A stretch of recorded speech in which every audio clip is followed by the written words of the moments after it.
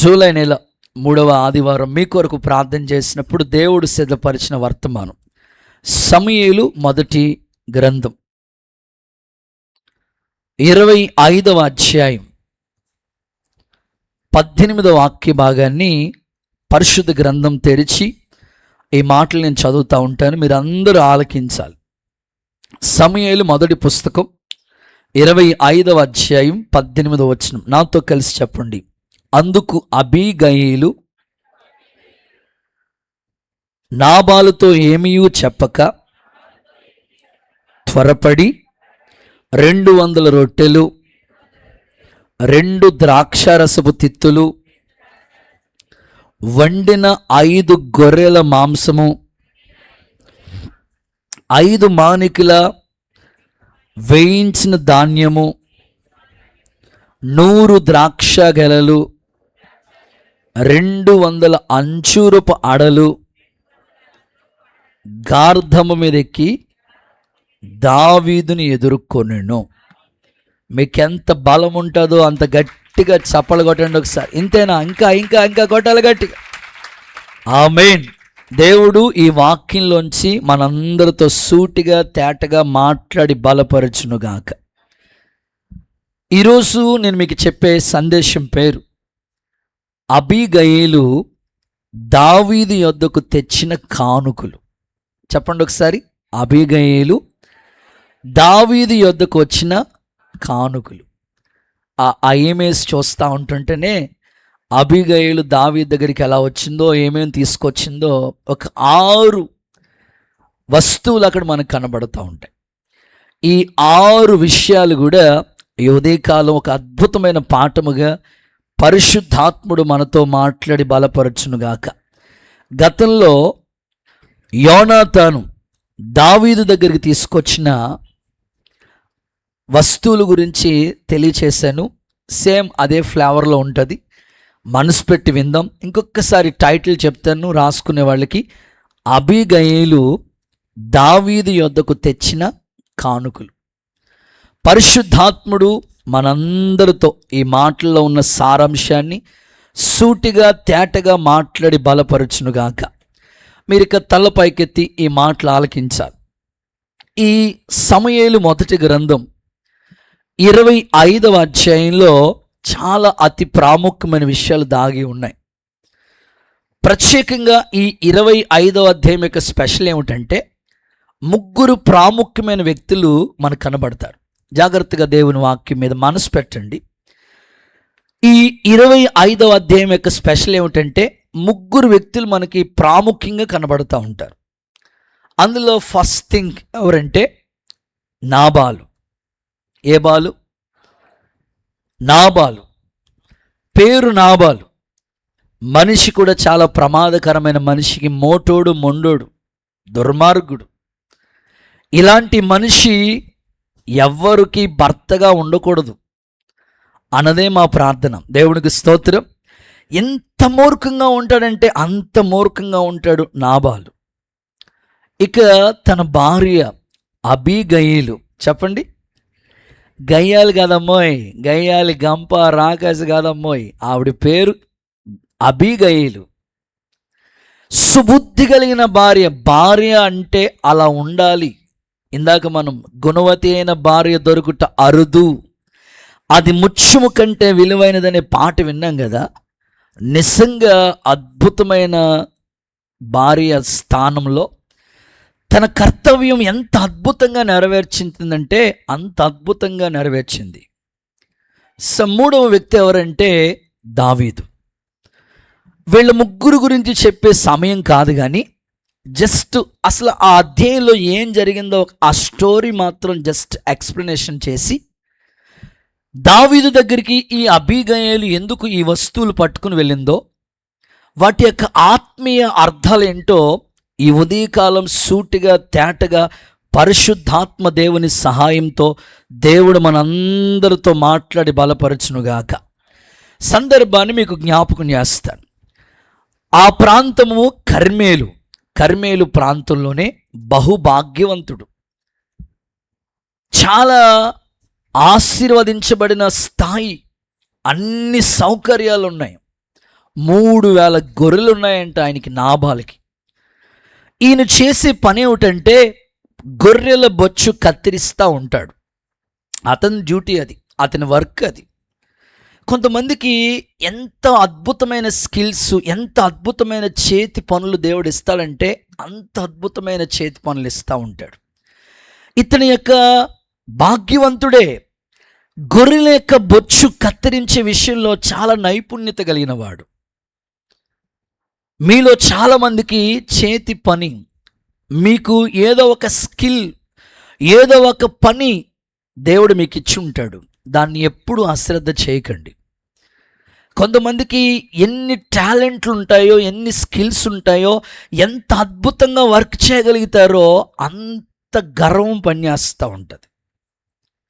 ఇంకో మాటలో చెప్పాలంటే ఎంత అద్భుతంగా వర్క్ చేయగలుగుతారో అన్ని బ్యాడ్ హ్యాబిట్స్కి అలవాటు పడిపోతూ ఉంటారు.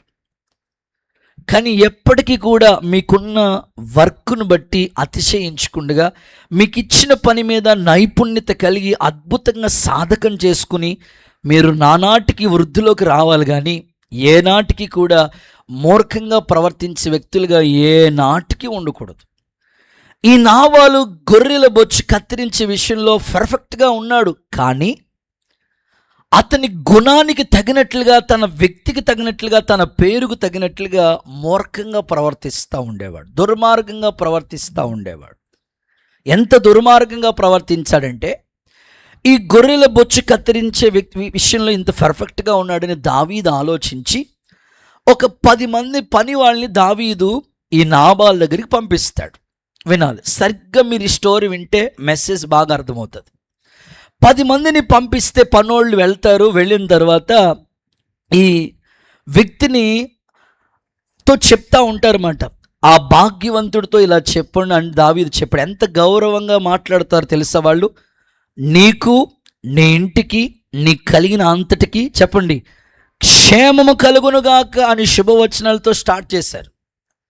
ఇంకా వాళ్ళు మాట్లాడిన మాటలు ఎలా ఉన్నాయంటే, కర్మేల్లో ఉన్నంత కాలం ఏదీ పోగొట్టుకోలేదు మీరు. ఎందుకంటే మాకు రాజుగా ఉన్న వ్యక్తి దావీదు మమ్మల్ని ఈ కర్మేలు చుట్టూ కూడా కాపలా కాయటానికి, నీకు నష్టం కానీ హాని కానీ కలగకుండా మమ్మల్ని పంపించి ఈ కర్మేలు చుట్టూ కూడా ఈ గొర్రెల మందని కాసే విషయంలో, మీకు సంబంధించిన ఆస్తిని కాపలా కాసే విషయంలో ఎంతో రాత్రింబగళ్ళు మేము కష్టపడుతూ వచ్చాం, నీకు ఏ హాని కలగలేదు, అంత అద్భుతంగా కాపాడాము అని వాళ్ళు వ్యక్తపరుస్తూ దావీదు గారు నీ దగ్గరికి పంపించారు. ఈ భాగ్యవంతుడితో ఇలా చెప్పు అన్నారు, కొంచెం ఆహారాన్ని పంపించమని చెప్పారు అని వెంటనే నాబాలు రిఫ్లెక్ట్ ఆన్సర్ ఎలా ఉందంటే, దావీదా వాడేవాడు? దేవుడికి స్తోత్రం చెప్పండి ఒకసారి. యెష్షయి కుమారుడా వాడేవాడు? అంటే కృతజ్ఞత లేని మనసు, పనికి మాలిన మాటలు మాట్లాడుతూ ఉన్నాడు. దావీదు ఎవడు? ఇట్లా ఇంత ఉపకారం, అరే ఆ గొర్రెల మందలు ఇంత క్షేమంగా ఉన్నాయంటే ఆ పని వాళ్ళు భద్రంగా కాపాడటాన్ని బట్టే కదా. ఈరోజు మీరు ఆలోచించండి, మీకు ఇచ్చిన ఉద్యోగం, మీకు ఇచ్చిన సంపద, మీరు కష్టపడుతున్న ఈ స్థాయి, ప్రజెంట్ మీరు ఉన్న సిచ్యువేషన్, ఆ స్థాయి వెనకాల మీ తల్లిదండ్రుల కష్టం లేదా? మీ తల్లి ప్రార్థన కనిపించటం లేదా? దైవ సేవ పరిచర్యలో ఉన్న సేవకుల కన్నీళ్లు లేవా? ఉన్నాయి. కానీ కొన్ని సందర్భాల్లో అనేక విధాలుగా ప్రజలు మాట్లాడుతూ ఉంటారు.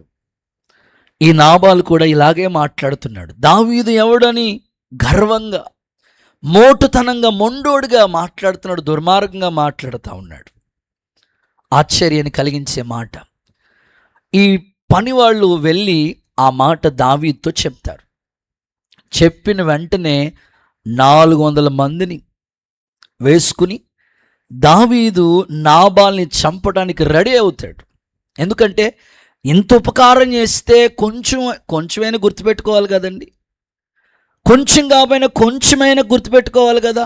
ఎంత ఉపకారాన్ని పొందుకొని కూడా ఇట్లా మాట్లాడుతున్నాడు, వాడి సంగతి చూద్దాం అన్నట్టుగా 400 మందితో బయలుదేరుతున్నాడు దావీదు. పనివాళ్ళలో ఒక పనివాడు బయలుదేరి వెళ్ళి తన భార్య అయిన అబీగయేలు, ముందే చెప్పిన ఆమె సుబుద్ధి కలిగిన స్త్రీ, దేవునికి స్తోత్రం చెప్పండి ఒకసారి. చాలా మంచి భార్య. భార్య అంటే ఇలా ఉండాలి అనేటట్లుగా ఆమె జీవిత విధానాలు కనబడతాయి. చాలా సుబుద్ధి కలిగిన భార్య, కృతజ్ఞత కలిగిన భార్య.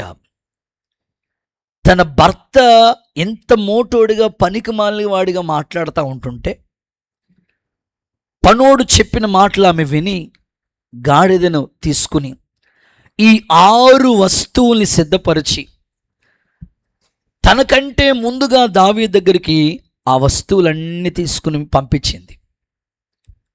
వెంటనే దావీదు దగ్గరికి వెళ్ళి, అయ్యా, మా భర్త దోషం, మా భర్త చేసిన ఆ మిస్టేక్స్, ఆ తప్పిదం నాదిగా ఎంచుతున్నాను.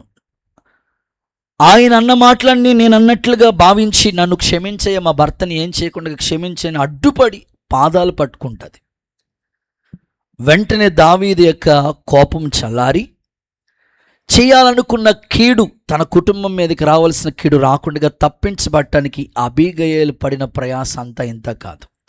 ఈరోజు ఒకవేళ నీ భర్త మోటోడేమో, ఒక మాటలో చెప్పాలంటే నాబాల్లాగా త్రాగుబోతు భర్తేమో, మొండోడేమో, పనికి మాలిన వాడేమో, కానీ బైబిల్ చెప్తుంది కదా, వాక్యం లేకుండానే భార్య యొక్క ప్రవర్తన బట్టి భర్తల్ని రాబట్టుకోవచ్చు. ఈ ఉదయకాలం నేను ఆశపడుతున్నాను, నీ భర్త నాబాల్లాంటి మోటోడుగా ఉన్నా సరే నీ ప్రవర్తన బట్టి సుబుద్ధి కలిగిన భార్య ఆయన అబీగయేలులాగా నువ్వు ప్రవర్తించగలిగితే, దేవుని పాదాలు పట్టుకుని విలపించి రోదించి కన్నీళ్లు కార్చి దేవుని దగ్గర కృప పొందుకోగలిగితే నీ కుటుంబం మీదకి రాబోతున్న కీడంతటిని యేసు నామములో నా ప్రభు తప్పించునుగాక. నమ్మితే చప్పలు కొడుతూ ఒకసారి యేసయ్యకి మహిమ చెల్లిద్దామా? తప్పకుండా దేవుడు ప్రతి కీడు దూరపరచునుగాక. ఒక్కరు కూడా ఆమేనని చెప్పండి. ప్రతి కీడు తప్పించునుగాక. అద్భుతం ఏమిటంటే, ఆశ్చర్యాన్ని కలిగించేది, ఈ దావీదు మన ప్రభు అయిన యేసుక్రీస్తుకి గుర్తుగా ఉన్నారు. ఈ సుబుద్ధి కలిగిన భార్యను దావీదు ఎదుర్కొని అద్భుతంగా ఆమెను వివాహం చేసుకుంటాడు. ఈరోజు అబీగయేలు వధువు సంఘంగా గుర్తుగా ఉంది, ఒక విశ్వాసికి గుర్తుగా ఉంది. ఇప్పుడు మనం పరలోకపు తండ్రి, ఒక మాటలో చెప్పాలంటే ప్రభు అయిన యేసుక్రీస్తు పెండ్లి కుమారుడిగా ఆయన రాబోతున్నాడు. ఆయన్ని నువ్వు ఎదుర్కోవటానికి ఈ అబీగయేలు 6 వస్తువులు పట్టుకుని వెళ్ళింది. ఈరోజు కూడా పెండ్లి కుమారుడైన ప్రభుని ఎదుర్కోవటానికి సంఘము ఈ 6 వస్తువుల్ని కలిగి ఉండాలి. అందరూ ఆమేనని చెప్పండి. ఈ 6 వస్తువులు ప్రతి వ్యక్తి కలిగి ఉండాలి. అప్పుడే పెండ్లి కుమారుడైన ప్రభువును నువ్వు ఎదుర్కోవటానికి అవకాశం ఉంటుంది. ఈ 6 వస్తువుల గురించి ఒక్కొక్కటిగా మీకు వివరించడానికి దేవుని ఆత్మ సహాయం నేను కోరుకుంటున్నాను. దేవుడు తన కృపచేత మనల్ని నడిపించునుగాక. ఒక్కొక్క మాట చెప్తా ఉంటాను, మీరు జస్ట్ ఈ ఇంట్రడక్షన్లో మీరు ఒక్కొక్క మాట నోట్ చేయండి. దావీదు దగ్గరికి అబీగయేలు పట్టుకుని వెళ్ళిన 6 వస్తువులు ఒక్కొక్కటి ఒకసారి నేను చెప్తాను, మీరు నోట్ చేసుకుంటా ఉండండి. నెంబర్ 1, 200 రొట్టెలు అనండి. కొంచెం గట్టిగా చెప్పండి. 200 రొట్టెలు. నోట్ చేసుకున్నారా? నెంబర్ 1, 200 రొట్టెలు. నెంబర్ 2, 2 ద్రాక్ష తిత్తులు. చెప్పండి, 2 ద్రాక్ష తిత్తులు, బాటిల్స్ మాట.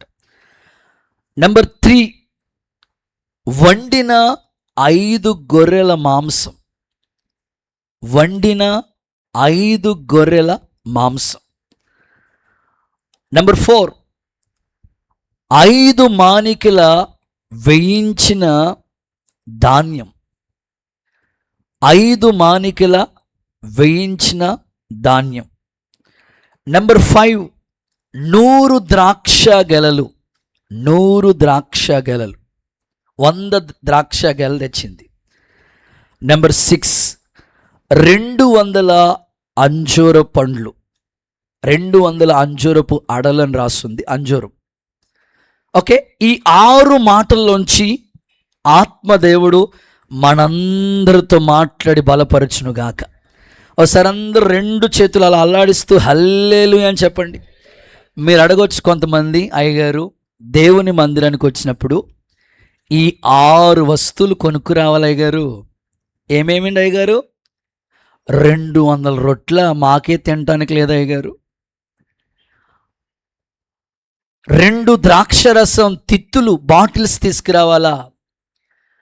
5 గొర్రెల మాంసం అంట. గొర్రె ఎంత ఉంటుంది అయ్యగారు?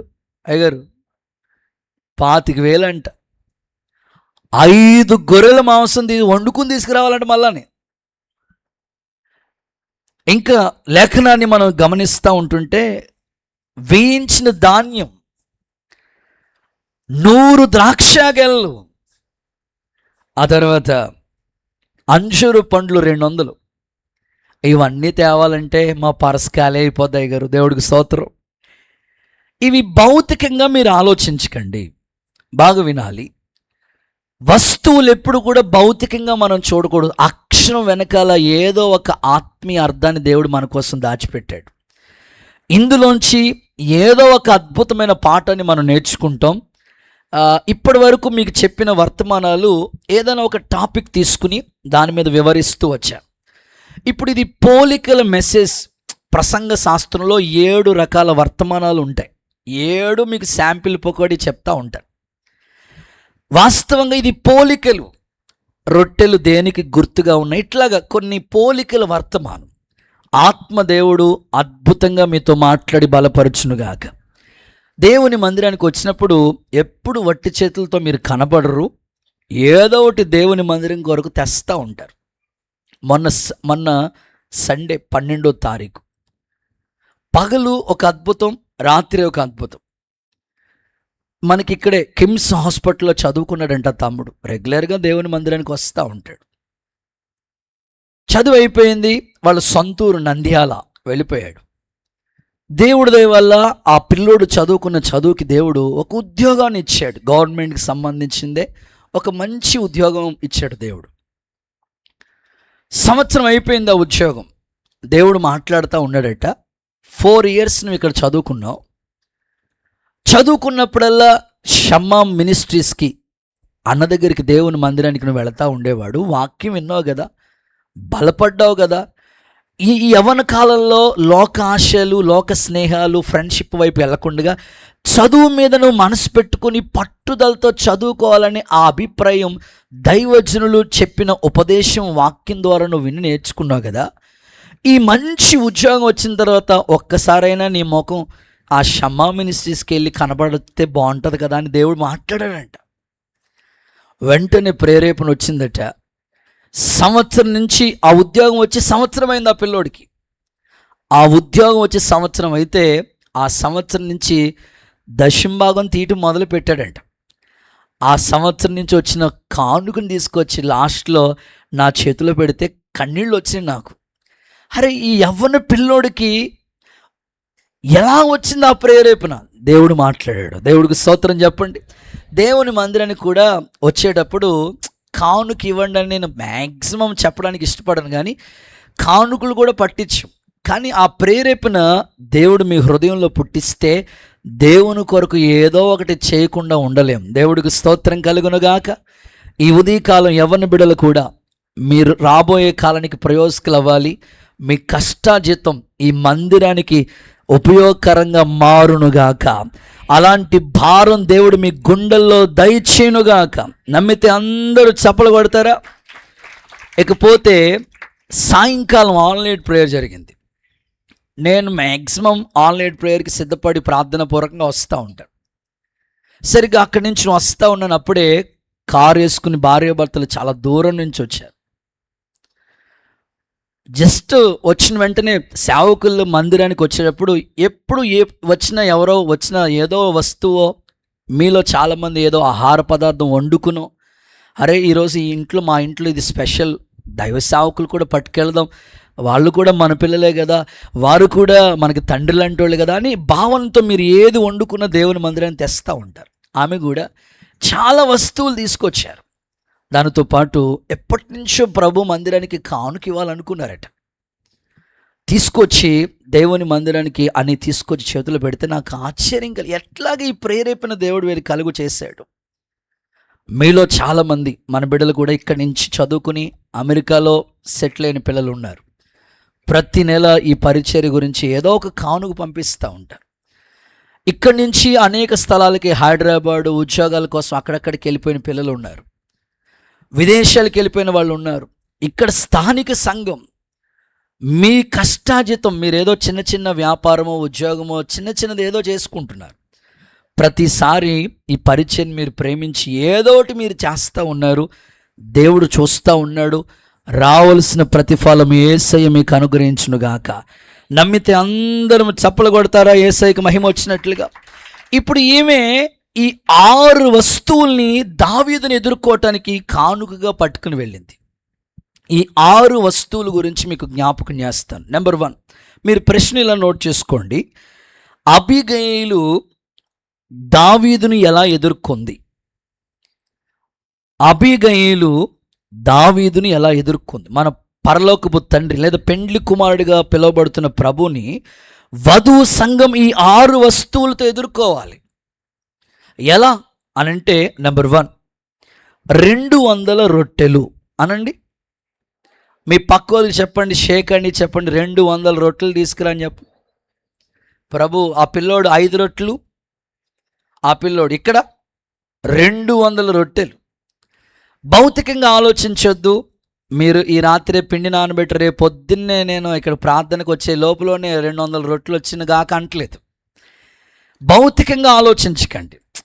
అక్షరాన్ని చదవద్దు. ఈ అక్షరం వెనకాల ఉన్న ఒక ఆత్మీయ అర్థాన్ని మీకు చెప్పాలి. ఆత్మదేవుడు మీకు సహాయం చేయునుగాక. 200 రొట్టెలు తీసుకొచ్చిందట.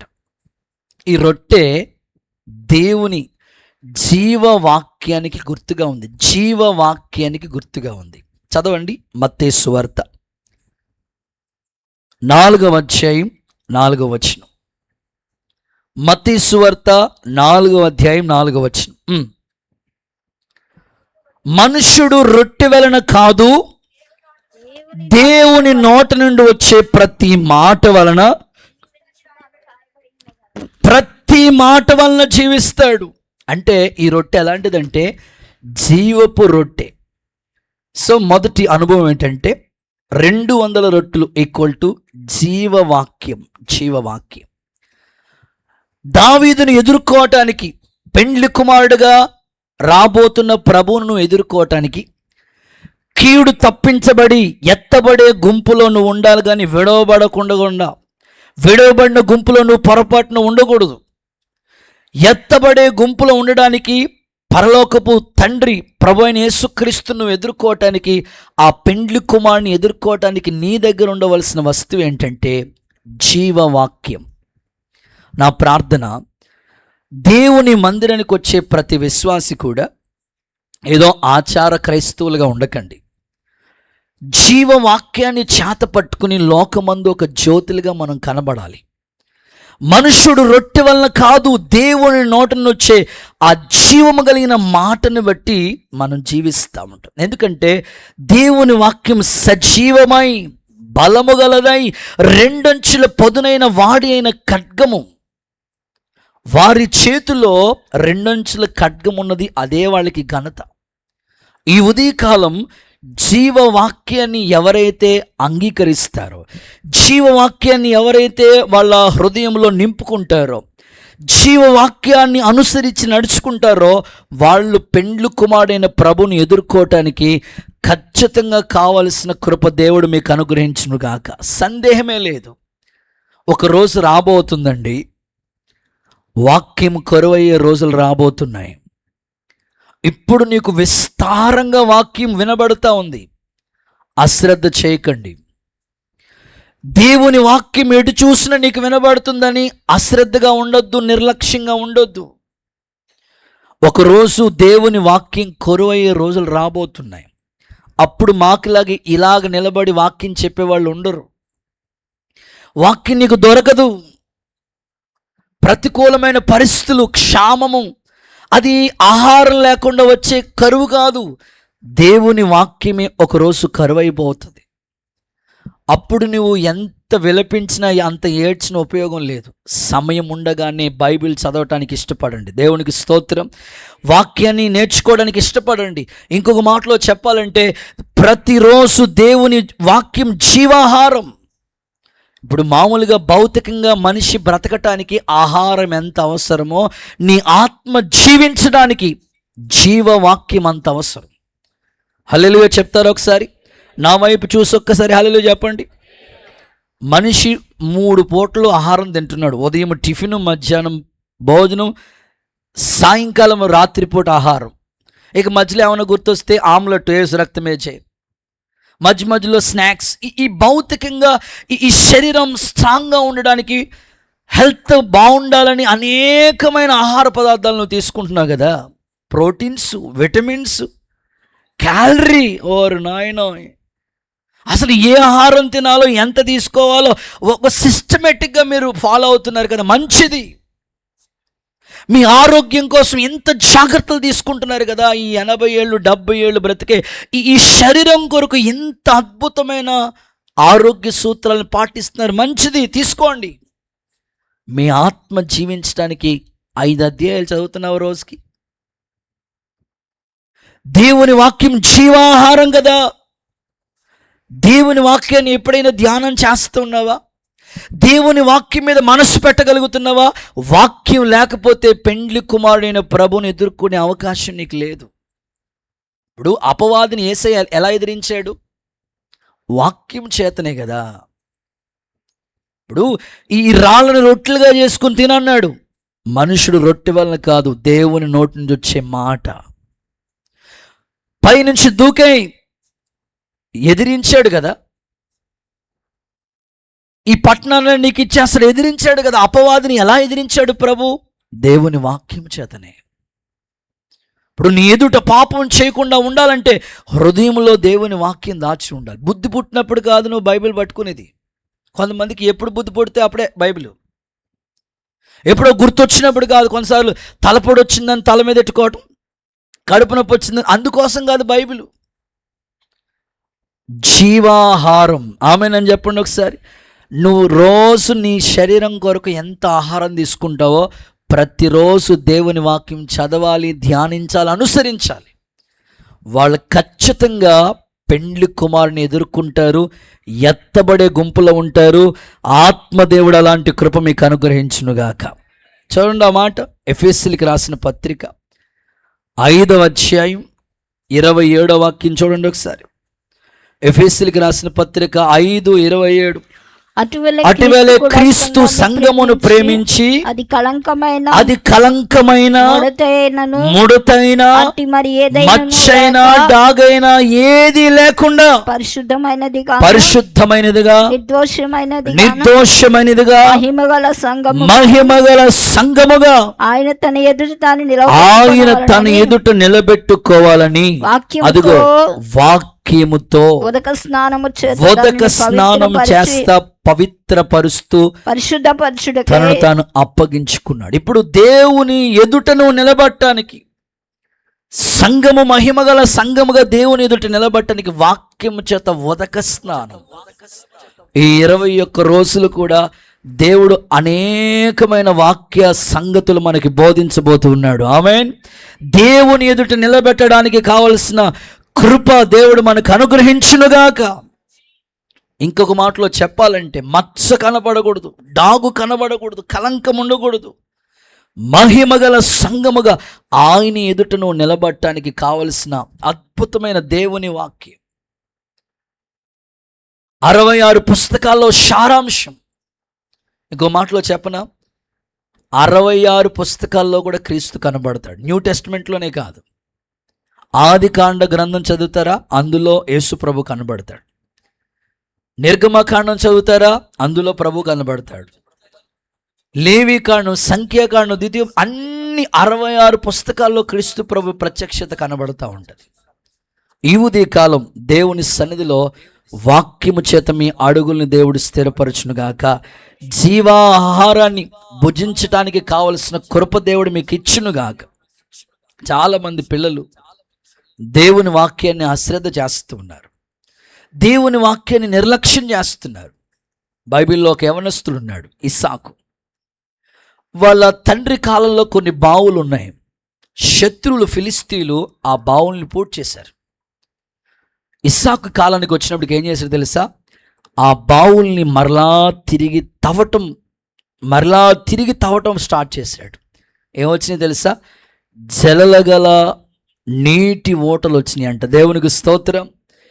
ఇప్పటికే కరోనా టైంలో మీకు బైబిల్ క్విజ్ పెట్టాను. మరలా సెకండ్ వేలో సెకండ్ బైబిల్, మరలా మొన్న బైబిల్ క్విజ్, ఇప్పుడు నడుస్తున్న బైబిల్ క్విజ్ జలగల ఓటలు దేవుడు మనకు అనుగ్రహించబోతున్నాడు. నమ్మితే ఒకసారి అందరూ ఆమేన్ చెప్పండి. ఒకసారి పరిశుద్ధాత్మ దేవుని సహాయము చేత మీరు నడిపించబడుదురుగాక. కానీ ఈరోజు చాలామంది సమయం దొరికితే వాట్సాప్లో చాటింగ్, ఫేస్బుక్లో ఫ్రెండ్షిప్, దేవుని వాక్యాన్ని ప్రక్కన పెట్టేసి వ్యర్థంగా టైం వేస్ట్ చేసుకుంటున్న బిడ్డలుగా కనబడుతున్నారు. దేవుడు ఈ ఉపవాస ప్రార్థనల కూడికల్లో జలగల నీటి ఊటలు, జీవవాక్కు దేవుడు మనందరికి అందించునుగాక. ఆత్మదేవుడు మిమ్మల్ని బలపరచునుగాక. ఇశ్రాయేలు ప్రజలండి, ఏ రోజు మన్నా ఆ రోజే కూర్చుకోవాలి. మన్నా దేవుని వాక్యం ప్రతిరోజు వాళ్ళ ఆహారం కూర్చుకోవాలి. ఇక విశ్రాంతి దినం ముందు రోజు రెండంతలుగా కూర్చుకోవాలి. ఇప్పుడు మనం రాకడికి ముందుగా ఉన్నాం. ప్రభు ఎప్పుడు వస్తాడో తెలియదు. పెండ్లి కుమారుడు వచ్చినప్పటికి నువ్వు సిద్ధంగా ఉండాలంటే ఎప్పటికప్పుడు ఏ రోజు ఆ రోజే ధ్యానిస్తూ ఉంటే దేవుని మాటలు నిన్ను పరిశుద్ధపరుస్తాయి. మత్స డాగు లేకుండా దేవుని ఎదుట నేను నిలబడతాయి. అలాంటి శ్రేష్టమైన కృపతో దేవుడిని నడిపించునుగాక. ఒక వాక్యం చదువుదామా? లేఖనాల్లోంచి ఈ మాటలు చదవగా విందాం. చూడండి, పరిశుద్ధ గ్రంథమైన బైబిల్లో నుంచి ఫిలిప్పీలకు రాసిన పత్రిక, అపోస్తలుడైన పౌలు ఫిలిప్పీలకు రాసిన పత్రిక 2వ అధ్యాయం 16వ వాక్యాన్ని ఒకసారి చదువుతారు. అట్టి జనము మధ్య మీరు జీవ వాక్యాన్ని చేత పట్టుకుని లోకమందు మీరు ఒక జ్యోతుల వలె కనబడుతున్నారు. చూడండి, అపోస్తలుడైన పౌలు అంటాడు, లోకంలో మీరు జ్యోతులుగా కనబడాలంటే అట్టి జనం మధ్య జీవవాక్యాన్ని చేత పట్టుకోవాలి. దేవుడు మీ గుండె నిండా దేవుని వాక్యంతో నింపునుగాక, మీ హృదయాలు తెరవబడునుగాక. ఒక చిన్న ఉదాహరణ చెప్తాను, చిన్న ఎగ్జాంపుల్ చెప్తే మీకు బాగా అర్థమవుతుంది. నిజంగా ఈ వాక్యంలో జీవం ఉందా అని మీకు అర్థమవుతుంది. ఒకసారి దైవజనులు భక్తి సింగ్ గారు అనే ఒక గొప్ప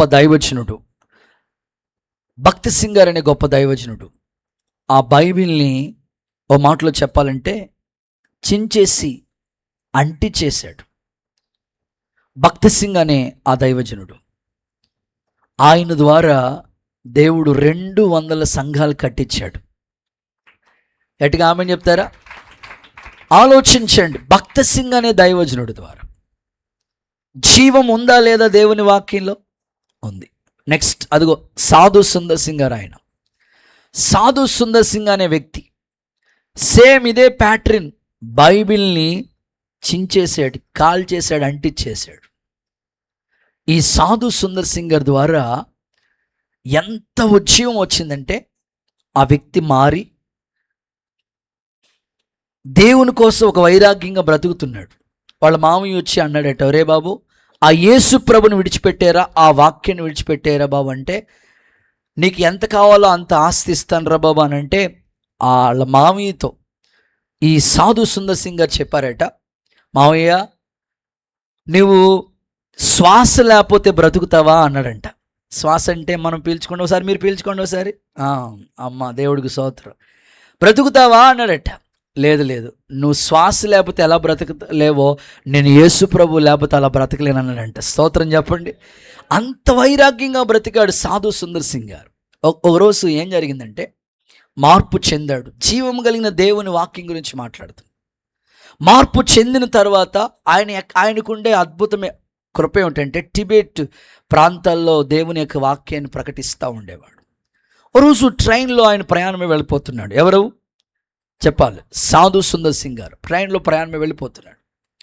వెళ్ళిపోతూ ఉంటుంటే ఆయనకుండే అద్భుతమైన అలవాటు ఏంటి, ఎవరు కనబడినా దేవుని వాక్యాన్ని పంచుతూ ఉంటాడు. కర్ణాటకలో పాస్టర్ గారు ఉన్నారు, మేము మొన్న వెళ్ళాం మీటింగ్స్కి, ఆనంద్ ప్రకాష్ అన్నండి. ఆయనకుండే గొప్ప కృప ఏమిటంటే ఎవరు కనబడినా బైబిల్ పనిచేస్తూ ఉంటాడు. దేవుడికి స్తోత్రం చెప్పండి ఒకసారి.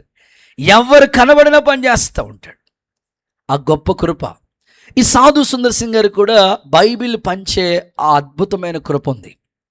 ట్రైన్లో బయలుదేరి వెళ్తూ ఉన్నాడు, తన ఎదుట వేరే వాళ్ళు ఉన్నారు. ఆయన దగ్గర ఆల్మోస్ట్ బైబిల్ అని పనిచేశాడు, ఒకటే బైబిల్ ఉంది. తన ఎదురుగా ఉన్న వ్యక్తికి ఎందుకు బైబిల్ ఇవ్వాలని ప్రేరేపణ వచ్చిందట. వెంటనే ఆ వ్యక్తికి బైబిల్ ఇస్తే తన కళ్ళ ముందే బైబిల్ని చించేసి పేపర్లని ఆ ట్రైన్లోంచి అలా విసిరేశాడట. మనమైతే ఆ స్థానంలో ఉంటే ఎట్లా ఉంటాం చెప్పండి?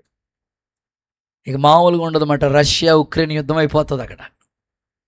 కానీ ఆయన సాత్వికం కలిగిన దైవజనుడు కనుక, అయ్యా నీకు బైబిల్ ఇష్టం లేకపోతే తిరిగి నాకు ఇచ్చేయచ్చు కదా, ఎందుకు నన్ను అంత బాధ పెట్టేటట్లుగా ఆ బైబిల్ని దేవుడయ్యా ఎందుకు అలా చించేసావు? నువ్వు బాధపడాలని.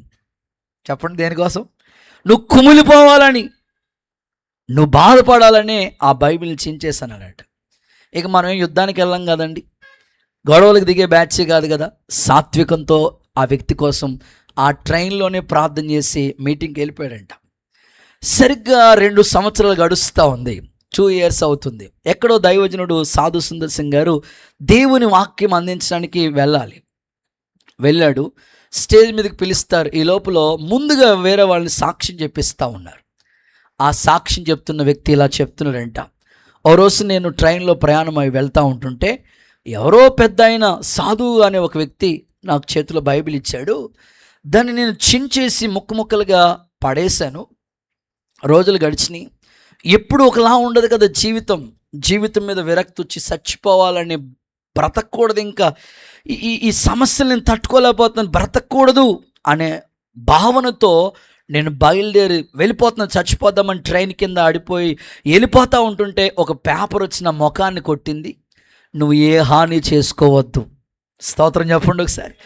ఆ పేపర్లో ఇలా ఉంది, ఇంకా ప్రయాసపడి భారాన్ని మోసుకున్న సమస్త జనులారా నా యొద్దకు రండి, నేను మీకు విశ్రాంతినిస్తాను. అలా ఒక్కొక్క పేపర్ దగ్గర వెతుక్కుంటూ వెళితే ఆ బైబిల్ పేపర్ దేవుడు నా బ్రతుకుని మార్చాడు అని చెప్పారట. వెంటనే సాధువు గారు నిలబడి ఇలా అంటారట, సగం బైబిలే జీవితాల్ని మార్చేస్తుంటుంటే ఇక నీ చేతిలో అద్భుతమైన బైబిల్ ఉంది కదా, ఈ బైబిల్ ఎంత జీవం కలిగిందో, అనేక హృదయాలు యేసు నామములో తెరవబడును గాక. నమ్మితే చప్పలు కొడుతూ నా ప్రార్థన, మీ కుటుంబంలో ఈ వాక్యం చేత నీ ఇంట్లో ఒక్క బైబిల్ ఉన్న చాలు. ఒకవేళ నీ ఇంట్లో నువ్వు ఒక్కరిదానిగా ప్రభు దగ్గరికి వచ్చావేమో, ఆ జీవవాక్యం నువ్వు ప్రతిరోజు ధ్యానించి ప్రతిరోజు చదువు. ఆ వాక్యం ద్వారా నీ కుటుంబం యేసు నామములో త్రెప్పబడును గాక. గుడ్. ఇక ఆర్ఆర్కే మూర్తి గారు, చెప్పండి ఆయన పేరు చెప్పండి. బైబిల్లో తప్పులు వెతకడానికి చదవడంట ఆయన. దేనికోసం? తప్పులు. దేవుడు ఆయన తప్పిదాలు తెలియజేశాడంట. దేవుడికి స్తోత్రం. గొప్ప సేవకుడిగా మారాడు కదండి. ఇక 4వ వ్యక్తి పురుషోత్తం చౌదరి గారు, చెప్పండి ఆయన పేరు చెప్పండి.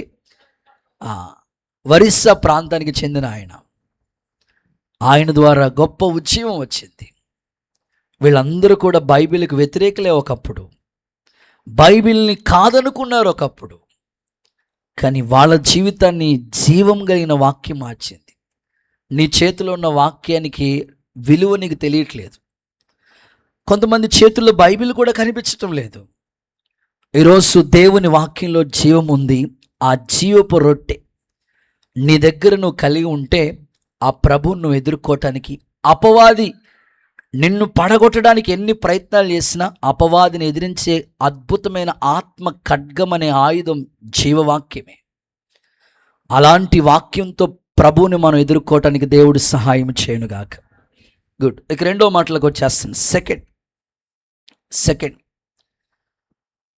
దావీదుని ఎదుర్కోవటానికి అబీగయల్ పట్టుకెళ్ళిన రెండవ కానుక ఏం పట్టుకెళ్ళింది చెప్పండి? 2 ద్రాక్ష తిత్తులు. నోట్ చేయండి, 2 ద్రాక్ష తిత్తులు. సెకండ్ పాయింట్, ఇది దేనికి గుర్తుగా ఉంది? అలాగని ఇప్పుడు వచ్చేటప్పుడు 2 ద్రాక్షరసం బాటిల్స్ పట్టుకురమ్మనా అట్లనే రాదు. ఇప్పుడు ప్రభువుని ఎదుర్కోవటానికి 2 ద్రాక్ష తిత్తులు పట్టుకుని ఆమె వెళ్ళింది. దీంట్లో ఒక ఆత్మీయ అర్థం దాగి ఉంది. వాస్తవంగా జనరల్గా మనం చెప్తాను, ఇంకా సబ్జెక్ట్ని చెప్పే ముందు జనరల్గా మనం ద్రాక్ష అంటేనే మనకు గుర్తొచ్చేది ఏంటంటే జనరల్గా సంతోషానికి గుర్తుగా కనబడుతుంది. ద్రాక్షరసం అంటే జనరల్గా యేసు రక్తాన్ని పోల్చి చెప్తా ఉంటాం. కానీ ఇక్కడ సందర్భం ద్రాక్షరసం దేనికి గుర్తుగా ఉందంటే 2 పాళ్ళ అభిషేకం, 2 అంతల అభిషేకానికి గుర్తుగా ఉంది. 2 ద్రాక్ష తిత్తులు ఈక్వల్ టు 2 అంతల అభిషేకం, 2 అంతల అభిషేకానికి గుర్తుగా ఉంది. మీరు ఎలా చెప్పగలరు? ఏది చెప్పినా వాక్యంలోంచే చెప్తాను, నా సొంత మాటలు ఎప్పుడో చెప్పను. ఈ 2 ద్రాక్ష తిత్తులు 2 పాళ్ళ అభిషేకం, 2 అంతల అభిషేకానికి ఎలా గుర్తుగా ఉంది అని అంటే 2 రిఫరెన్స్లు మీకు కోట్ చేస్తాను. చూడండి, లూకాసు సువార్త 5వ అధ్యాయం 37వ వాక్యం చదువుదాం. లూకాసు సువార్త 5:37. ఎవడును పాత తిత్తుల్లో కొత్త ఎవడు పాత తిత్తుల్లో క్రొత్త ద్రాక్షరసం వేడు. ఆ తిత్తి మన హృదయమే. పోసిన ఏడల కొత్త ద్రాక్షరసం పరిశుద్ధాత్మ నింపుదల. అందుకే చూడండి, ఆ పెంతుకొస్తు పండగ దినాన వాళ్ళు ఏమంటారు తెలుసా? కొత్త మద్యం తాగినట్టుగా ఉన్నారా బాబు అంటారు, చూసారా? క్రొత్త ద్రాక్షరసం పరిశుద్ధాత్మ నింపుదల. ఎవడు పాత తిత్తి హృదయం, నీ పాత హృదయంలో క్రొత్త ద్రాక్షరసం అంటే ఆ అభిషేకం నింపితే ఏమి ఉపయోగకరంగా ఉండదు. ముందు మన హృదయం సరి చేయబడితే, మోసకరమైన ఈ హృదయం సరి చేయబడితే ఖచ్చితంగా క్రొత్త అభిషేకం, క్రొత్త ఆనందముతో నింపే ఆ పరిశుద్ధాత్మ ఆ ద్రాక్షరసానికి గుర్తుగా ఉంది. యేసు నామములో మీ హృదయాలు సరి చేయబడును గాక. అయ్యగారు, ద్రాక్షరసం నిజంగా దేవుని అభిషేకానికి గుర్తా? నిజంగా. చూడండి, ఎఫెసీయులకు రాసిన పత్రిక 5వ అధ్యాయం 18వ వచనం చూడండి ఒకసారి. దీనికి అనుబంధంగా చెప్తాను. ఎఫెసీయులకు రాసిన పత్రిక 5:18. మరియు మీరు మద్యంతో మత్తులై ఉండొద్దు, దానిలో దుర్వ్యాపారం కలదు. మరి ఎలా ఉండాలి? అయితే ఆత్మపూర్ణులై ఉండండి. అందరూ చప్పలు కొట్టండి ఒకసారి, బిగ్గరగా కొట్టండి, గట్టిగా, ఆత్మపూర్ణులై ఉండండి. సో ఈ యొక్క ద్రాక్షరసం పరిశుద్ధాత్మ నింపుదలకి గుర్తుగా ఉంది. అందుకే కానా పెండ్లి విందులో ఆయన మీతో చెప్పింది చేయండి. రాతి బాణలు నింపుతా ఉన్నారు నీటితో. ఆ నీటిని దేవుడు అద్భుతంగా ద్రాక్షరసంగా మార్చాడు కదా. మొదట ఇచ్చిన ద్రాక్షరసం కంటే నెక్స్ట్ ఇచ్చింది మరీ మధురంగా ఉందట. పరిశుద్ధాత్మ తైలం, పరిశుద్ధాత్మ అభిషేకం నీ జీవితాన్ని అద్భుతంగా దేవుని ఎదుట నిలబెడుతుంది. పెండ్లి కుమారుని ఎదుర్కోవటానికి కావలసిన, అందుకే కదా ఆత్మయు పెండ్లి కుమార్తె రమ్ము అంటే, ఒక వ్యక్తిని దేవుని ఎదుట నిలబెట్టే ఒక వ్యక్తిని దేవుని ఎదుట నిలబెట్టేది ఏదంటే ఖచ్చితంగా అభిషేకమే ఒక వ్యక్తిని దేవుని ఎదుట నిలబెడదు. నేను కోరుకున్నది ఏంటంటే, ఈ భక్తి నీకు చాలదు బ్రదర్, అమ్మో నా ఎంత భక్తి పరుడు లేడు అనుకోవద్దు బ్రదర్, సిస్టర్. నేను చేసే ప్రార్థన అనుకోవద్దు సిస్టర్. ఈ భక్తి చాలదు, ఈ భక్తి దేవుని ఎదుట నిలబెట్టదు. ఇప్పుడున్న భక్తి నీకు చాలదు, 2 పాళ్ళ అభిషేకాన్ని పొందుకోవాలి. ఆమేన్ చెప్పండి. నీ ప్రార్థన రెట్టింపు కావాలి, నీ భక్తి రెట్టింపు కావాలి, నీ ఉపవాస ప్రార్థన రెట్టింపు కావాలి. ఏదో జనరల్గా అందరితో కలిస్తే, అందరితో పోల్చుకుంటే నా భక్తి బాగానే ఉంది, నేను బాగానే ఉన్నాను అనుకోవద్దు. నీ భక్తి దేవుని ఎదుట నిలబెట్టాలంటే 2 అంతల అభిషేకం నీకు కావాలి. ఇప్పుడు ఏలియా కాలంలో ఒక అభిషేకంతో సేవ చేశాడు ఏలియా. నెక్స్ట్ ఎలీషా ట్రెండ్ వచ్చింది. ఎలీషా కాలం వచ్చినప్పటికీ ఏలియా పొందుకున్న అభిషేకం, 2 పాళ్ళ అభిషేకాన్ని ఎలీషా అడుగుతాడు, నాకు ఏం కావాలని కోరుకున్నాను తెలుసా? నీలో ఉన్న అభిషేకం 2 పాలు నాకు కావాలి. ఎందుకంటే ఏలియా కాలంలో చేసిన సేవకి ఏలియా అభిషేకం చాలు, కానీ ఎలీషా కాలంలో సేవ చేయాలంటే ఆ అభిషేకంతో సేవ అవ్వదు. 2 పాళ్ళ అభిషేకం కావాలి. ప్రస్తుతం ఇప్పుడున్న ఈ ట్రెండ్లో నువ్వు దేవుని కోసం నిలబడాలంటే లోక ఆశల వైపు వెళ్ళిపోకుండా, పాపం వైపుకు నువ్వు ఆకర్షించబడకుండా, ఈ లోకంలో వైరాగ్యంగా బ్రతకటానికి ఇప్పుడున్న భక్తి చాలదు తమ్ముడు. పర్వాలేదులే, నేను వారంలో ఒక రోజు ఉపవాసం ఉన్నాను, పర్వాలేదులే ఉపవాస ప్రార్థనకు వస్తున్నాను, పర్వాలేదులే దేవుని వాక్యం వింటున్నా, పర్లేదు అనుకుని అడ్జస్ట్ అవ్వద్దు. ఇప్పుడున్న భక్తి చాలదు. మరలా చెప్తున్న 2 పాళ్ళ అభిషేకమే దేవుని ఎదుట నేను నిలబెట్టునుగాక. గట్టిగా ఒకసారి అందరూ ఆమేన్ చెప్పండి. ఒకసారి యెహెజ్కేలు గ్రంథంలో మనం చదువుతాం కదా, దేవుని ఆత్మ నాలోనికి వచ్చి నన్ను నిలబెట్టెను. నువ్వు పడిపోకుండా, త్రొట్టిల్లిపోకుండా, తొలగిపోకుండా దేవుని ఎదుట నిలబెట్టే ఆ ద్రాక్షరసపు బాటిల్, ఆ అభిషేకం దేవుడు నీ తల మీద కుమ్మరించునుగాక. గట్టిగా చెప్పండి అందరూ ఆమేన్ అని చెప్పండి. పరిశుద్ధాత్మ ఎందుకో తెలుసండి, నిన్ను నూతన పరుస్తూ ఉంటుంది. ఎప్పటికప్పుడు నీ లోపాలు ఒప్పింపజేస్తుంది. ఆత్మదేవుడిని ఒప్పింపజేస్తాడు. అందుకే ఆ తైలాభిషేకం, ఆ అభిషేకాన్ని నువ్వు కలిగి ఉండాలి. అందుకని ఆమె 2 బాటిల్స్, 2 తిత్తులు ద్రాక్షరసాన్ని పట్టుకుని వెళ్ళింది. చూడండి, కొన్ని రిఫరెన్స్లు కోట్ చేస్తాను, త్వరగా మీరు చూడండి. రాజుల 2వ గ్రంథం 2వ అధ్యాయం 9వ వచనం చదువుతారు. రాజుల 2వ గ్రంథం 2వ అధ్యాయం 9వ వచనం చదువుతారు. త్వరగా చూడాలి. యెహెజ్కేలు గ్రంథం 2వ అధ్యాయం 2వ వచనం చదువుతారు. రాజుల 2వ గ్రంథం 2:9. చదవ. వారు దాటిపోయిన తర్వాత ఏలియా ఎలీషాను చూచి, నేను నీ యొద్ద నుండి తీయబడక మునుపే నీ కొరకు నేనేమి చేయకూడదు, నీ కోసం నేనేం చేయాలో కోరుకో, దాన్ని అడుగుమని చెప్పగా ఎలీషా 2 పాళ్ళ అభిషేకం. అందరు చెప్పండి ఒకసారి, 2 పాళ్ళ అభిషేకం. యెహెజ్కేలు గ్రంథం 2:2 కూడా త్వరగా చూడండి. యెహెజ్కేలు గ్రంథం 2:2. దేవుని ఆత్మ నాతో మాట్లాడినప్పుడు ఆత్మ నాలోనికి వచ్చి నన్ను నిలబెట్టాను. దేవునికి స్తోత్రం కలుగునుగాక. అందరూ చేతులుపుతో ఒక్కసారి హల్లెలూయా చెప్తారా? నువ్వు పడిపోకుండా, తొలగిపోకుండా దేవుని ఎదుట నిలబడటానికి కావలసిన అభిషేకం యేసు నామములో ప్రభు నీకు ఇచ్చునుగాక. ఇప్పుడున్న భక్తి చాలా అనుకుంటున్నవేం? ఈ భక్తి నిన్ను దేవుని ఎదుట నిలబట్టలేదు.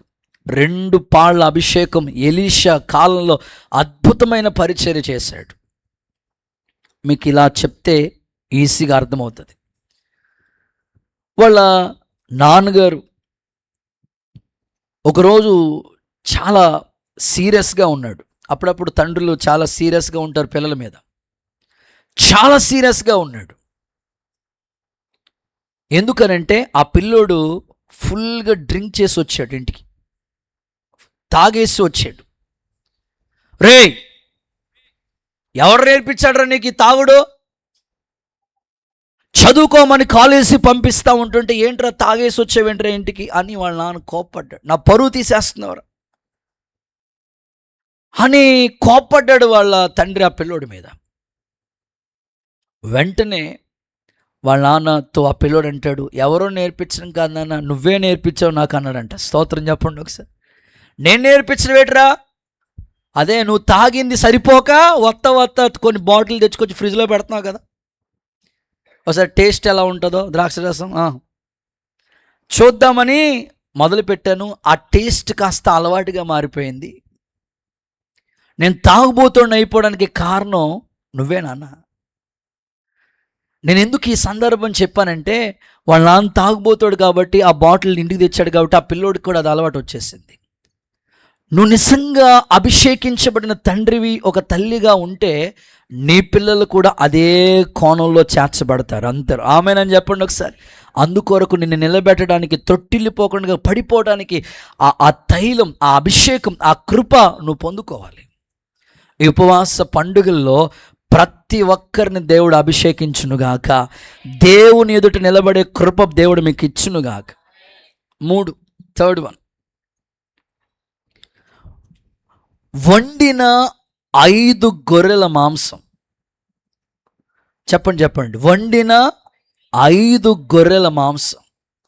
అలాగని ఇప్పుడు కూటమి అయిపోయిన తర్వాత మధ్యాహ్నం ఫుడ్ మాకు స్పెషల్ 5 గొర్రెలు తీసుకొచ్చి వండి, ఆగస్టు 15 వస్తుంది బోస్ గారు, ఏజ్ రక్త మేచే 5 గొర్రెల మాంసం వండుకుని పట్టుకుని వచ్చిందంట. వాస్తవంగా గొర్రె అంటేనే మనకి గుర్తు రావాలి. ఈ గొర్రె మాంసం ముక్కలుగా చేయబడి పొయ్యి మీద పెట్టి దాంట్లో నీళ్ళేసి ఉడకబెట్టి వండి తీసుకొచ్చింది. ఒక మాటలో చెప్పాలంటే ఈ 5 అనేది యేసుప్రభు యొక్క 5 గాయాలు. ఈ గొర్రె యేసుప్రభు యొక్క సిలువ త్యాగాన్ని చూపిస్తోంది. మూడవదిగా యేసుక్రీస్తు బలియాగం అనండి. మీరు ఎట్లా నోట్ చేసుకోవాలి, 5 గొర్రెలు మాంసం ఈక్వల్ టు యేసుక్రీస్తు బలియాగం. యేసుక్రీస్తు బలియాగం. క్రీస్తు మిమ్మల్ని ప్రేమించి మీరు పరిమళ సువాసనగా ఉండాలని బలిగా అర్పణగా ఆయన అప్పగించుకున్నాడు కదా. చదువుదాం, మీకు చెప్పిన మాట రెఫరెన్స్ మీకు కోట్ చేస్తాను. యోహాను సువార్త 1వ అధ్యాయం 29వ వాక్యం చూడండి ఒకసారి. యోహాను సువార్త 1వ అధ్యాయం 29వ వాక్యం. ఇదిగో లోక పాపమును మోసుకుని వెళ్ళిపోతున్న దేవుని గొర్రెపిల్ల ఆయనే. వధకు తేబడినప్పుడు గొర్రెపిల్ల ఎలా మౌనంగా ఉందో సిలువలో ప్రభు అలాగే మౌనం అయిపోయాడు. ఈ ఉదయకాలం దావీదును నువ్వు ఎదుర్కోవటానికి నీకు కావలసింది ఏంటంటే ఈ సిలువ దగ్గరికి, ఈ బలియాగాన్ని యేసు ప్రభు మన కొరకు చేశాడు. నీ పాపములు క్షమించబడి ఆ బలి పశువుగా దేవుడు మన కొరకు యజ్ఞ పశువుగా వధించబడ్డాడు. ఈ ఉదయకాలమైనా సరే నువ్వు మారు మనసు పొంది పశ్చాత్తాపడి యేసుక్రీస్తు ప్రభు యొక్క సిలువ రక్తంతో నువ్వు కడగబడితే ఖచ్చితంగా ఎత్తబడే గుంపులో నువ్వు ఉంటావు, ఏ సందేహం కూడా లేదు. దేవునికి స్తోత్రం. 5 గాయాలు నీకోసం ఆయన పొందాడు. తలలో మొండ్ల కిరీటం పెట్టారు. ఎందుకో తెలుసా? తలంపుల ద్వారా చేసిన పాపం. చేతుల్లో మేకులు దిగ్గొట్టారు, చేతులతో చేసిన పాపం. కాళ్ళల్లో మేకులు దిగ్గొట్టారు, కాళ్ళతో వెళ్ళకుండా స్థలాలకి, చేయకుండా స్థలాలకి వెళ్ళి చేసిన పాపం. అంత మాత్రమే కాదు, బల్లును తీసుకుని ప్రక్కలో పొడిచే హృదయపు ద్వారా నువ్వు చేసిన పాపం. అంత మాత్రమే కాదు, వీపు మీద కొరడా దెబ్బలు భరించాడు. 5 గాయాలు పొందాడు యేసయ్య.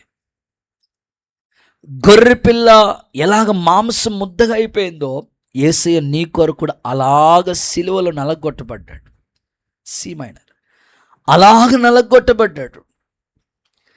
అలాగా మన కొరకే శ్రమపడ్డాడు ఆయన. ఈ 5 గొర్రెల మాంసం అంటే యేసు ప్రభు యొక్క సిలువ త్యాగం, బలియాగానికి గుర్తుగా ఉంది. నువ్వు ఇప్పుడైనా ఇంకా మారు మనసు పొందకుండా, ఇంకా రక్షింపబడకుండా, ఇంకా దేవునికి దూరంగా ఉంటే ఈ ఉదయకాలమైనా సరే ఆయన సిలువ దర్శనం యేసు నామములో నీకు కలుగునుగాక. ఆయన బలియాగం నీకు అర్థమగునుగాక. పరిశుద్ధాత్ముడు నీకు సహాయము చేయునుగాక. 5 గాయాలు ఆయన పొందాడు, అందుకే ఆయన బలి అయిపోయాడు.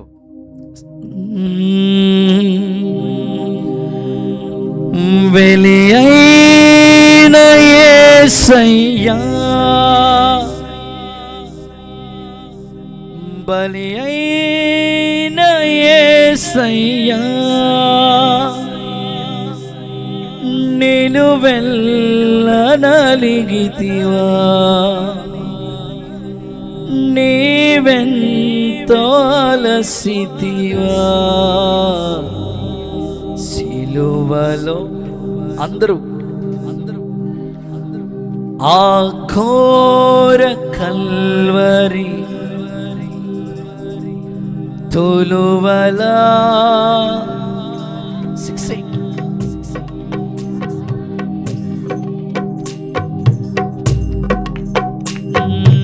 అయిన యేసయ్యా, బలి అయిన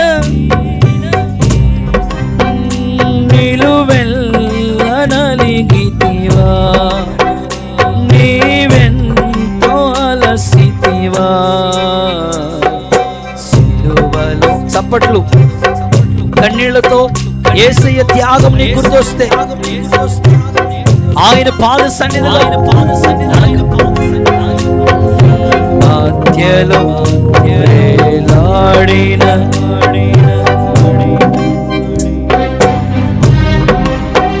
అందరూ సంతోష గానాలతో వదకు సిద్ధమైన గొర్రె పిల్లవలే మోమిన ఉపవేయించుకున్నాడు. దూషింపబడ్డాడు, అపహసించారు, హింసించారు.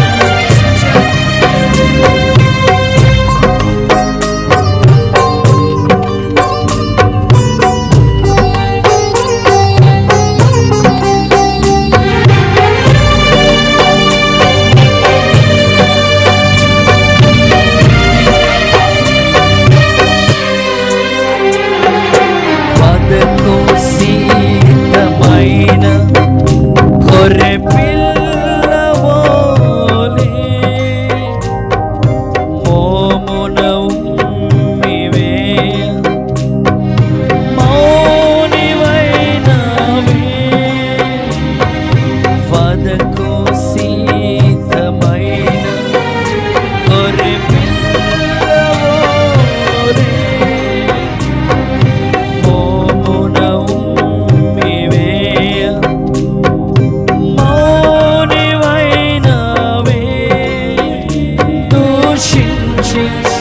అపహసించి హింసించిరా నిన్ను, దూషించి అపహసించి హింసించిరా నిన్ను. ఊహకు అందదు నీ త్యాగమేసయ్యా, ఊహకు అందరు చేతుల పైకెత్తి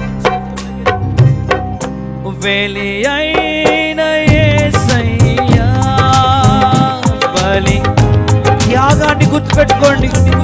నీకోసం బలి అయిన దేవుని త్యాగం. వెలి అయిన యేసయ్యా బలి అయిన యేసయ్యా నేను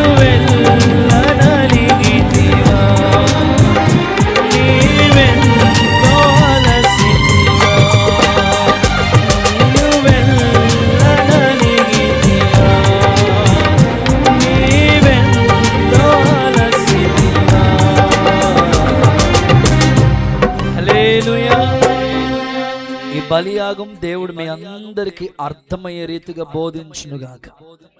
గట్టిగా ఆమేనని చెప్పండి.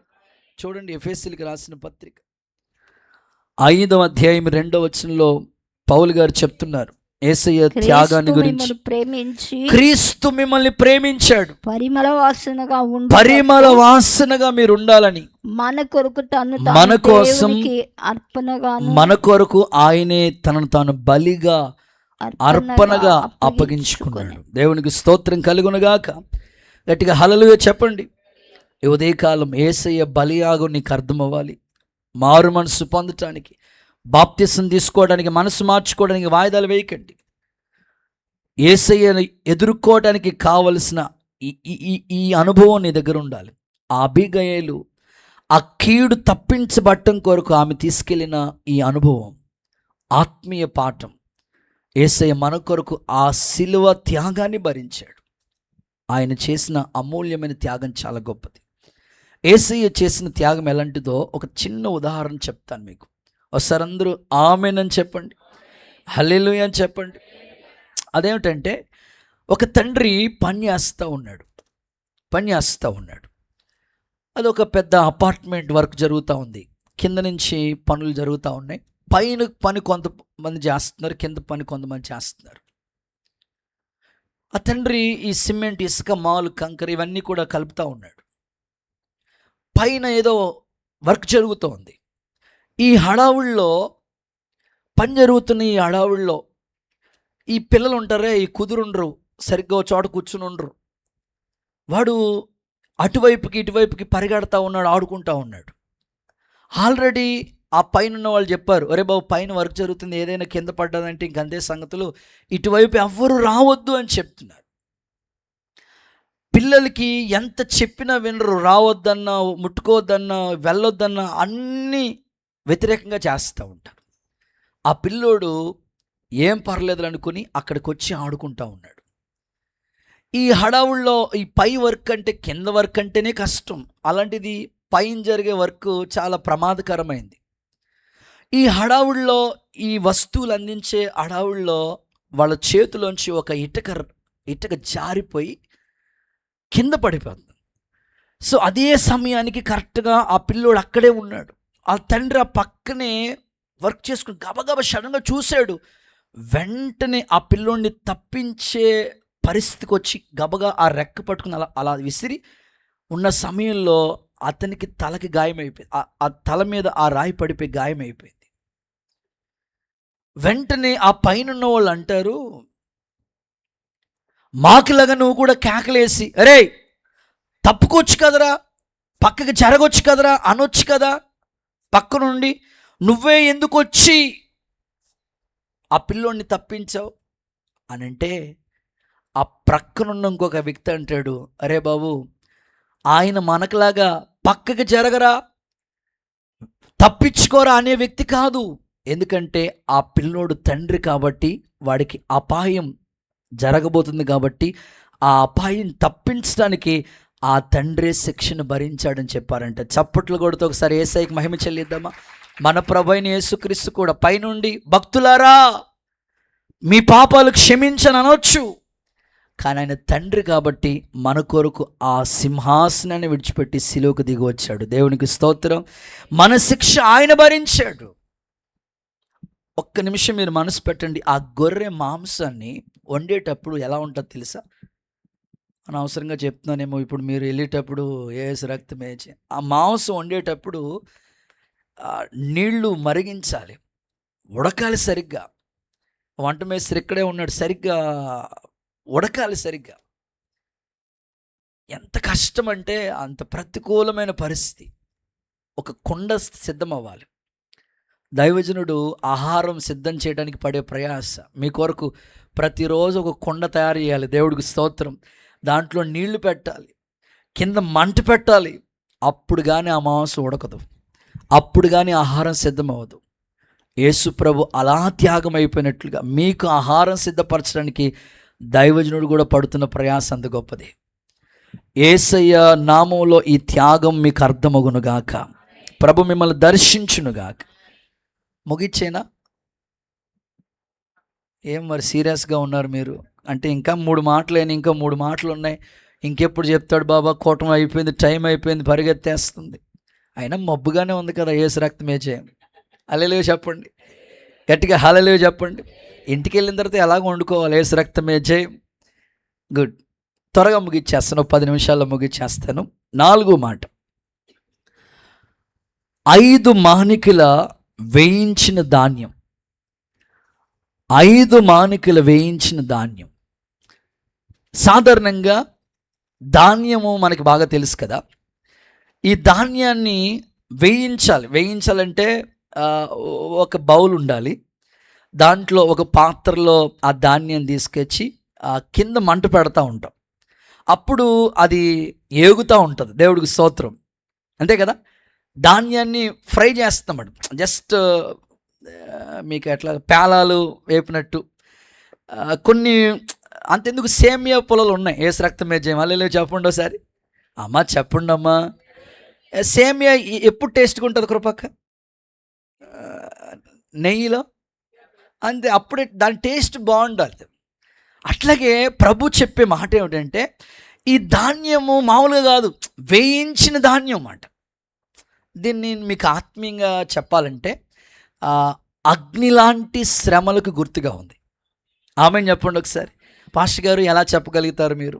ప్రతిదీ వాక్యం నుంచే. ఇది నిజంగా దేవుని సన్నిధిలో వేయించిన ధాన్యం. ఇప్పుడు అగ్ని కింద మంట తగులుతుంటేనే కానీ ఆ ఫ్రై అవుతుంటే నిప్పుల మీదకి వచ్చినప్పుడే కదండి అది టేస్ట్గా మారేది. దేవుడు కూడా అగ్ని లాంటి శ్రమలు గుండగా నేను తీసుకెళ్తూ ఉంటాడు. రెఫరెన్స్లు చెప్తాను, కొన్ని మాటలు మీకు కోట్ చేస్తాను. లేవీకాండం 2వ అధ్యాయం 14-15 వాక్యాలు. లేవీకాండం 2వ అధ్యాయం 14-15 వాక్యాలు. త్వరగా చూడాలి మీరు ఫాస్ట్గా. నీవు యెహోవాకు ప్రథమ ఫలముల నైవేద్యం చేయనప్పుడు సారమైన భూమిలో పుట్టిన పచ్చని వెన్నుల్లోంచి ఊచ బియ్యమును వేయించి, బియ్యాన్ని తీసుకొచ్చి వేయించి విసిరి నీ ప్రథమ ఫలముల నైవేద్యం దేవునికి నైవేద్యంగా అర్పించాలి. 16 వరకు చదవమ్మా. అది నైవేద్య రూపమైనది. ఎక్స్ప్రెస్ నీవు దాని మీద నూనె పోసి దానిపైన సాంబ్రాణి వేయవలెను. ఓకే. అందులో జ్ఞాపకార్థముగా భాగమును అనగా విసిరిన ధాన్యంలో కొంత నూనెలో కొంతయు తీసి దాని సాంబ్రాణి అంతయు యాజకుడు దహించాలి. యెహోవాకు అది దేవుడికి ఇష్టమైన హోమంగా మారుతుంది. హల్లెలూయా చెప్పండి ఒకసారి గట్టిగా, హల్లెలూయా చెప్పండి.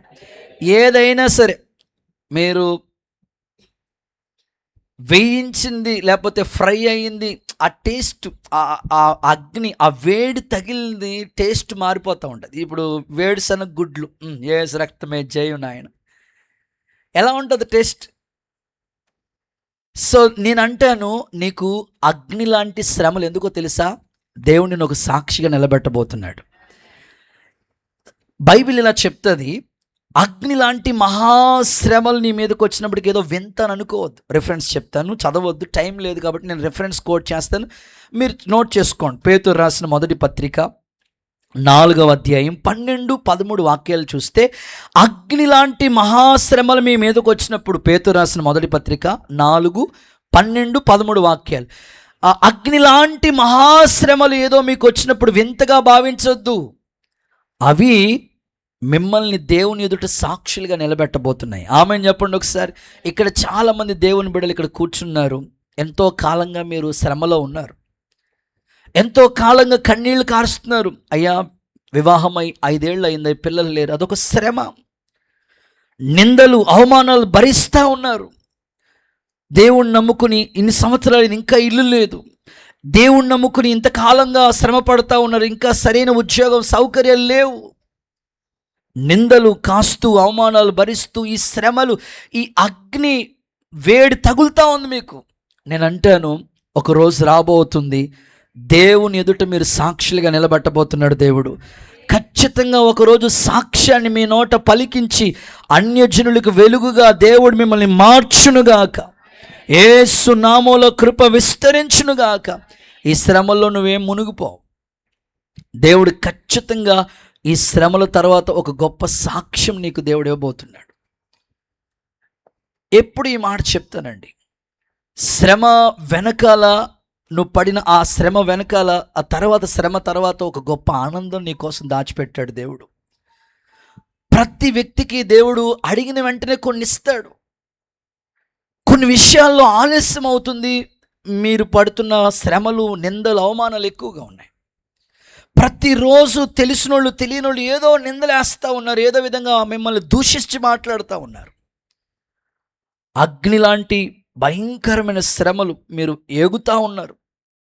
ఒకరోజు దేవుడు మిమ్మల్ని సాక్షిగా నిలబెడతాడు. యేసు నామములో కృప విస్తరించునుగాక. మీరు అపోస్తుల కార్యాలు 14:22 నోట్ చేసుకోండి. 14:22లో అనేక శ్రమలు అనుభవించి దేవుని రాజ్యంలో మనం అడుగు పెట్టాలట. అనేక శ్రమలు. దేవుడు ఈ శ్రమల్లో కూడా మిమ్మల్ని నిలబెట్టునుగాక. కృపతో దేవుడు మిమ్మల్ని స్థిరపరచునుగాక. ఇందులో మీకు 3 అనుభవాలు చెప్తాను చూడండి.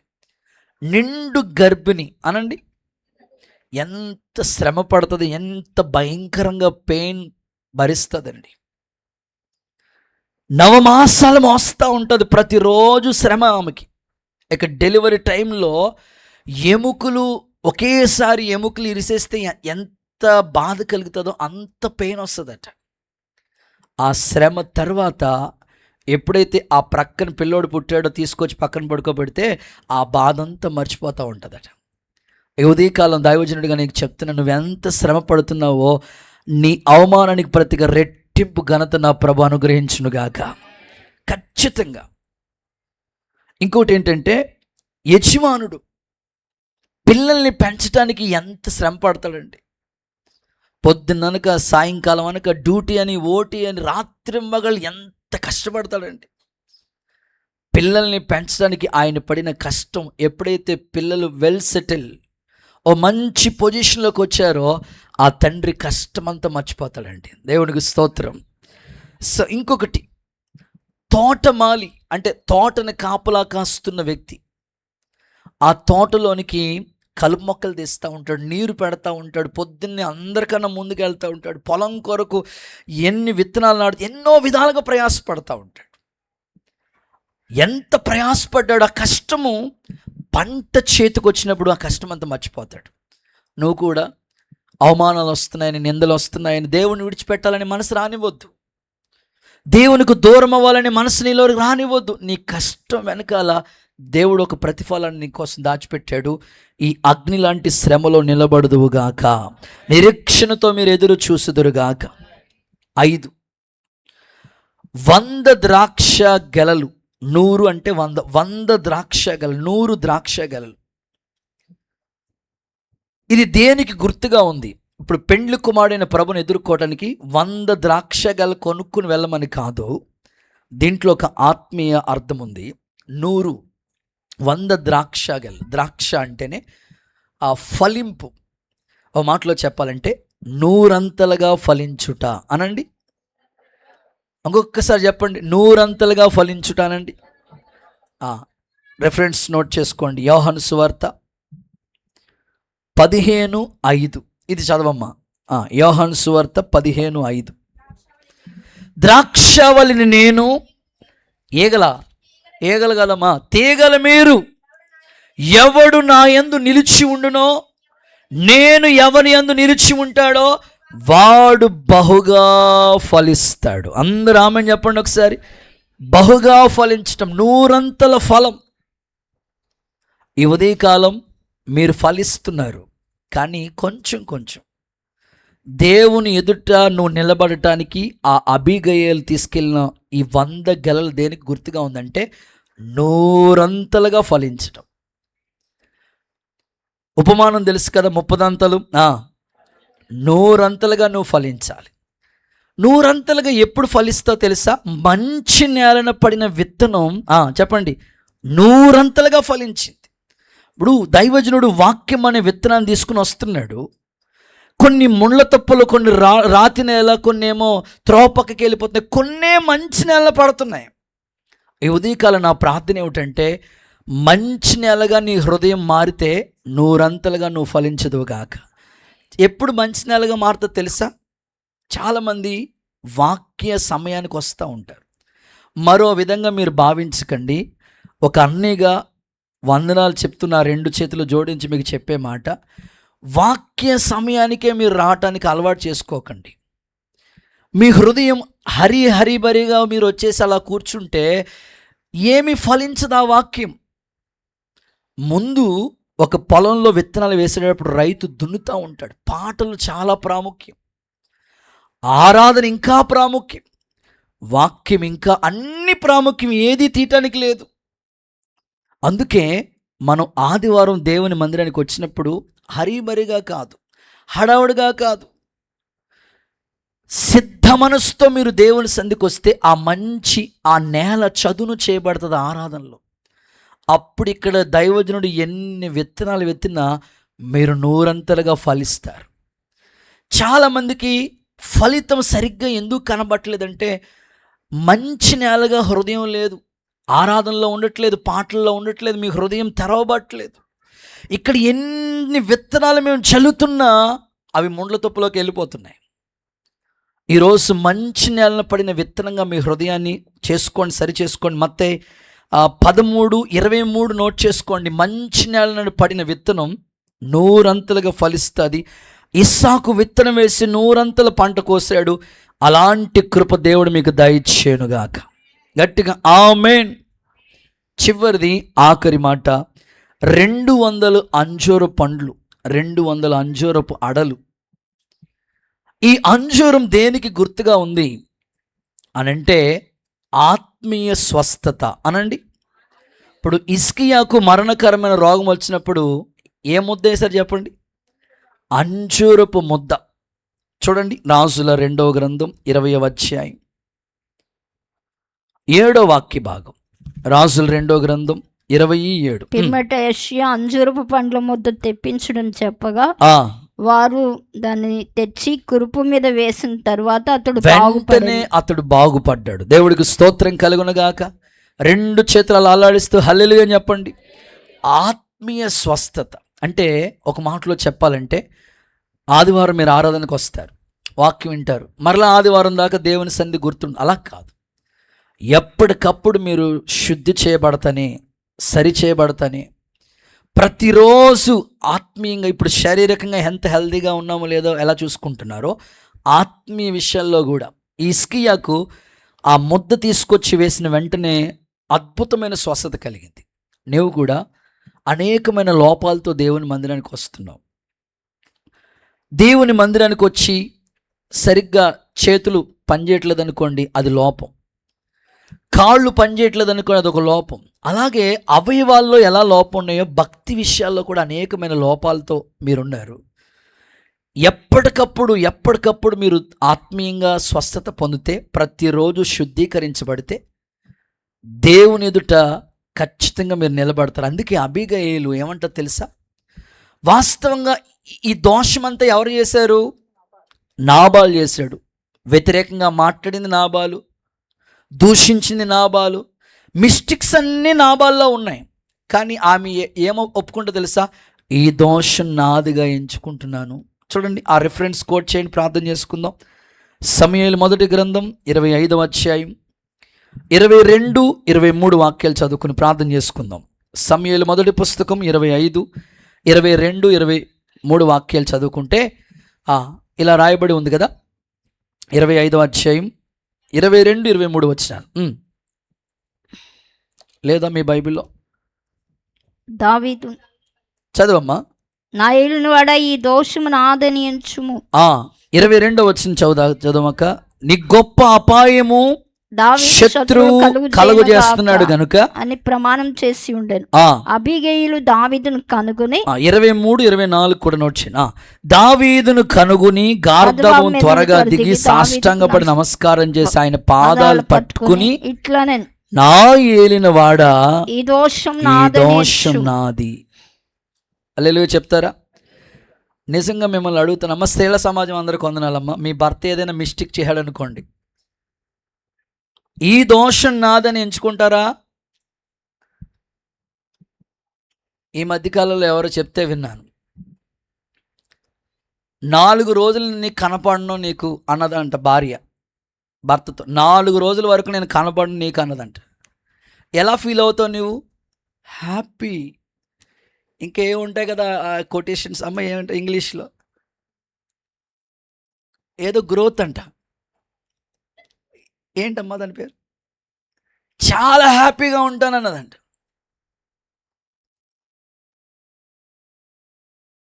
వెంటనే 4 రోజు కాదు కదా, జీవితాంతం కూడా అతను కనపడలేకుండా చేసినట్టు 2 కళ్ళను కొట్టేసిందంట. దేవుడికి స్తోత్రం చెప్పండి. కనపడలేదు మాట, ఆయన చూపలేదు. నేనంటాను, భర్త చేసిన తప్పిదాన్ని భార్య ఎంత ఒప్పుకుంటుందండి. ఈ దోషం నాది.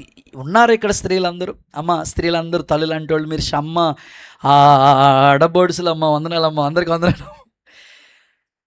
మీ భర్తలు ఇంకా రక్షింపబడాలి. వాళ్ళ కోసం వాళ్ళు చేస్తున్న క్రియలను ఒప్పుకుని శుద్ధి, అంటే మీ కుటుంబం యొక్క దోషం కూడా మీరు ఒప్పుకోవాలి. మీ ఇంట్లో వాళ్ళు, మీరు భక్తి పరులే, మీ ఇంట్లో వాళ్ళు ఇంకా ఈ మార్గంలోకి రాలేదు. అనుదినము శుద్ధీకరించబడుతూ ఆత్మీయంగా, ప్రభా మా కుటుంబాన్ని బాగు చేయి, నీ ఎదుట మా ఇల్లు ఉండాలయ్యా, రాకడలో మా ఇల్లు కనబడాలి ప్రభా, మా సంఘం కనబడాలి ప్రభా, ఇలాగ నేను ఎదుర్కొంటానయ్యా. ఎవరికైతే ఈ భారం వస్తుందో ఈ 6 అనుభవాలు మీరు కలిగి ఉండండి.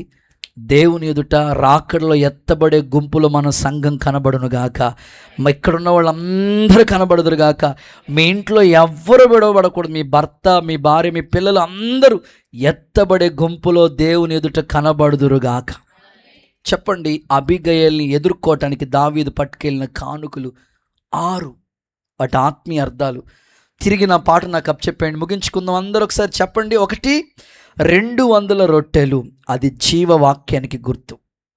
నెంబర్ 2, 2 ద్రాక్ష బాటిల్స్, అది 2 అభిషేకానికి గుర్తు. నెంబర్ 3, 5 గొర్రెలు, వండిన 5 గొర్రెల మాంసం క్రీస్తు ప్రభు బలియాగానికి గుర్తు. నెంబర్ 4, వేయించిన ధాన్యం అగ్ని లాంటి శ్రమలకి గుర్తు. నెంబర్ 5, 100 ద్రాక్ష గెలలు 100 ఫలించాలి వాక్యం. నెంబర్ 6, 200 అంజూరపు అడలు, ఇది ఆత్మీయ రోగం శుద్ధీకరించబడటానికి, ఆత్మీయ స్వస్థతకి గుర్తుగా ఉంది. అనుదినము శుద్ధి చేయబడి దేవుణ్ణి ఎదుర్కొందాం. ఈ 6 వస్తువులతో, 6 కానుకలతో దేవుణ్ణి ఎదుర్కోవటానికి, ఎత్తబడే గుంపులో ఉండడానికి ఆత్మదేవుడు మనందరికీ సహాయము చేయనుగాక. అందరూ అలాగే లేచిన బడిన చిన్న ప్రార్థన చేసుకుని ముగించుకుందాం.